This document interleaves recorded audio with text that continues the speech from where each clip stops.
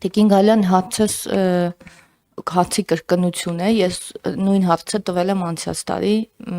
նախկին արտադրության նախարարին եւ ստացել եմ պատասխան, որ 1 ամսվա ընթացքում այդ հարցը լուծված է եւ այդ հարցը չի լուծվել եւ հիմա ես ձեզ նորից ուզում եմ այդ հարցը տալ։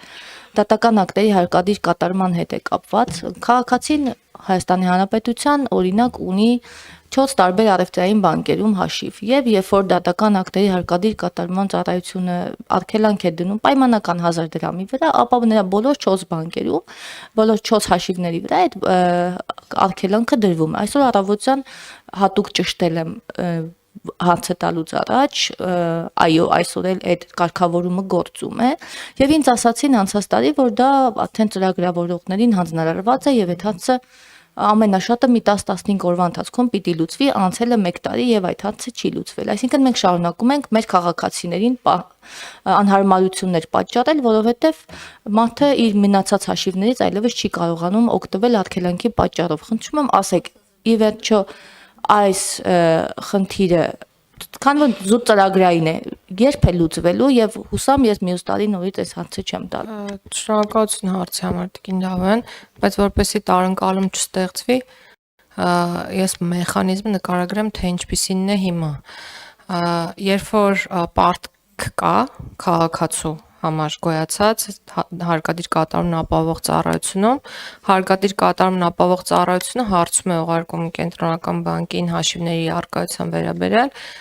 եւ որտեղ անձը ունի հաշիվ, արգելանքը դրվում է այո այդ հաշիվների վրա, բայց ոչ թե ամբողջական հաշվի վրա է արգելանքը դրվում, այլ արգելանքը դրվում է պարտքի չափով։ Այսինքն, եթե 5000 դրամի պարտք ունի անձը, 5000 դրամի չափով է դրվում արգելանքը եւ անձը ազատ է տնօրինել իր հաշվի մնացած մասը։ Այսինքն այսօր իրավիճակը այդպիսին է, որպեսզի տպավորություն չստեղծվի, որ մենք 5000 դրամի պատճառով արգելում ենք անձին առհասարակ օգտագործել իր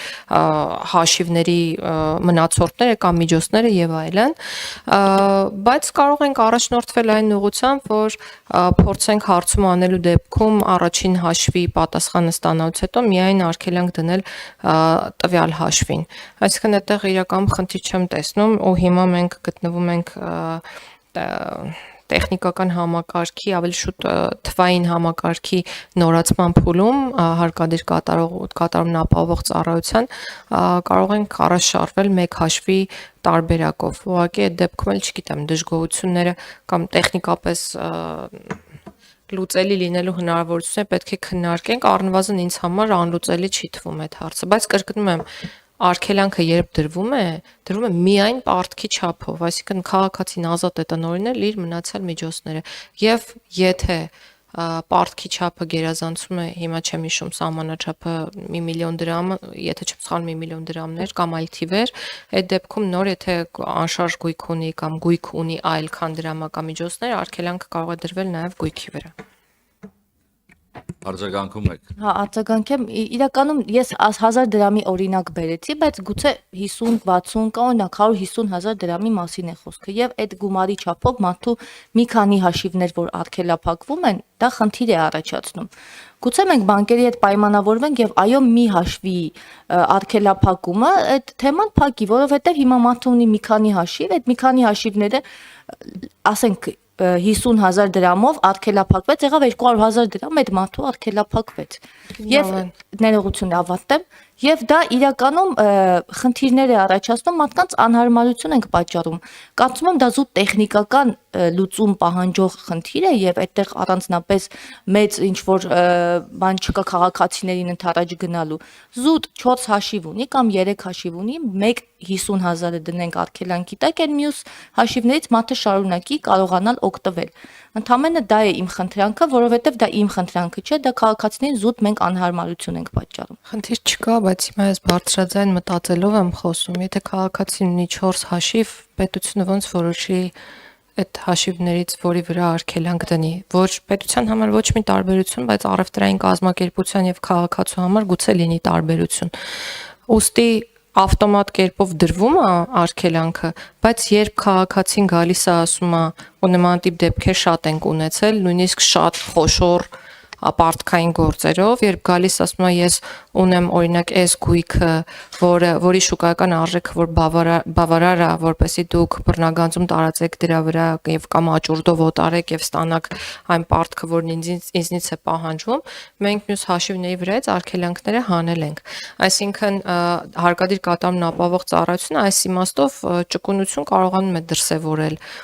Եթե քաղաքացին ուզենա իր արգելանքը իր պարտքի չափով մնա միայն մեկ հաշվի վրա, կարծում եմ, որ ողջամիտ է, որ քաղաքացուն ընդառաջենք եւ թողնենք արգելանքը այն հաշվի վրա, որ ինքն է ուզում։ Ձեր ասացի շուրջ ես խոստանում եմ, որ կմտածենք, եթե մտածենք ու հասկանանք, որ դա դժգոհության ալիք չի բարձրացնելու, կրկնում եմ, քաղաքացիների եւ առևտրային կազմակերպությունների կողմից, ինչպես ենք որոշում, որ պետք է արգելադրվի X հաշիվը եւ ոչ թե Y-ը կամ Z-ը։ Զուտ այդ առումով է իմ մտահոգությունը։ Իհարկե կարող ենք շարունակել քննարկումները, որոշել։ Ես էլ ստիպված միջամտեմ, տեսեք, նման բողոքներ շատ ենք ստանում։ Մարտը 50,000 պարտք է, X-ին, Y-ին եւ այլն։ Ունի 15 հաշիվ։ 15 հաշվի վրա 50,000-ի չափով դրվում է արգելանք։ Հիմա կներեք, երբ որ ես իմ բանկին պարտք եմ դնում, մոռանում եմ վճարեմ ինչ-որ բան, բանկը ինքը իր համար որոշած հաշիվ ունի, որից համապատասխան գումար անում, եթե այդ հաշվի վրա գումար չի լինում բավարար, մեկ է տենում ես այլ հաշվից անում, այդ թվում արտարժույթով հաշվից անում է։ Հիմա խնդիրը ավելի շատ ոչ այնքան, տեսեք, պրիմիտիվ տեխնիկական խնդիր է, հավատացնում եմ ձեզ, տեխնիկական խնդիր է։ Բայց քանի որ ինքը մենք այդ տեխնիկական խնդիրը չենք կարող լուծենք, ինքը վերածվել է իրավական, այդտում քաղաքական խնդրի եւ ես կենտրոնական բանկի մեր գործընկերների հետ եմ խոսել սրա վերաբերյալ, իմ կարծիքով մենք պետք է այս լուծումը գտնենք, այո, կա պարտք, ես ենթադրում եմ պարտքի գումարից նույնիսկ ավելի վրա պետք կարաս եւ պարտավոր ես դնես արգելանք, որովհետեւ կան նաեւ հարկադիր կատարման հետ կապված ծախսեր եւ այլն, տոկոսադրել, ամեն ինչ կարող հաշվի առնել, բայց մի հաշվի վրա դրեք, որ մարդը իմանա, որ մի հաշվի վրա դրված է համապատասխան կալանք, որովհետեւ դա կարծես թե ինչ-որ մեսեջ է, այսինքն մենք դնում ենք, ասում են գնա ոնց ուզում ես հարցեր կարգավորի։ Իսկ կներեք, եթե օրինակ գումարը մեծ է լինում եւ մարդն էլ մոռացած է լինում, ըստ էության ստացվում է, որ իր բոլոր հաշիվները ըստ էության հայտնում են արգելանքի ներքո։ Սա այն հարցն է, որ մենք իրար հետ համատեղ պետք է քննարկենք, խնդիրը ոչ այնքան ձերն է, ոչ այնքան մերն է, որքան կենտրոնական բանկի հետ մեր գործընկերների հետ։ Չեմ տեսնում։ Ես ոչ մի խնդիր չեմ տեսնում։ Ուղղակի պետությունը ինձ թվում է չի կարող որոշել, թե որ առևտրային բանկի գործունեությանը պետք է ինքը միջամտի։ Ես միջամտեմ այդ դեպքում, ուրեմն ինքը ընդհանրապես չպետք է դնի կալանք, որտեղ ինչի է որոշում, բոլորի վրա պետք է դնի։ Այստեղ արգելանքը դրվում է ֆիզիկական անձի գույքի վրա։ Պետության տեսանկյունից հետաքրքիր չէ, թե այդ ֆիզիկական անձի գույքը ում տիրապետության տակ է, բայց եթե ընտրանքի առաջ ենք կանգնելու, պետությունը չպետք է որոշի, թե այդ անձի հաշիվներից որի վրա պետք է արգելանք դնի։ Թող եթե կենտրոնական բանկը կունենա նման մեխանիզմ որոշելու, թե բանկերից որ հաշվին է նախապատվություն տալիս, որ արգելանք դնի այդ հաշվի վրա, ես որևէ խնդիր չեմ տեսնում։ Բայց ես չեմ կարող որոշել օրինակ, որ եւ հարցը կարող է լուծվել միայն մեկ ճանապարհով իմ կարծիքով, դա պետություն քաղաքացի երկխոսությունն է։ Այսինքն, երբ որ մենք ունենանք եւ շուտով կունենանք ծանոթությունների էլեկտրոնային համակարգը, մենք քաղաքացուց կարող ենք պահանջել ինչ-որ մեխանիզմով հաշիվ, որ իր համար, այսպես կոչեմ ճակերտների մեջ, ցանկալի հաշիվն է, որը որ կարգելադրվի, բայց պետությունը որոշի օրինակ, որ միայն X բանկի հաշիվներն է արգելադրելու կամ 1000 վարույթի մեջ փորձի ընտրել, որպեսի համամասնորեն բաշխի բանկերի միջև այդ ընտրությունը, թե որ ֆիզիկական անձի դեպքում ինչ ծավալով է, դա ուղղակի անհնար է կարծում եմ։ Եթե դուք կարծում եք, որ խնդիր չկա տեխնիկական է, ես այդպես չեմ կարծում։ Եկեք հիպոթետիկ պատկերացնենք, որ 100 քաղաքացի հաշիվներ ունեն 4 բանկերում եւ 4 բանկերից միայն մեկում գտնվող 100 քաղաքացու հաշիվների վրա է դրվում արգելանք, այսինքն դուք շրջանառու միջոցների հետ կապված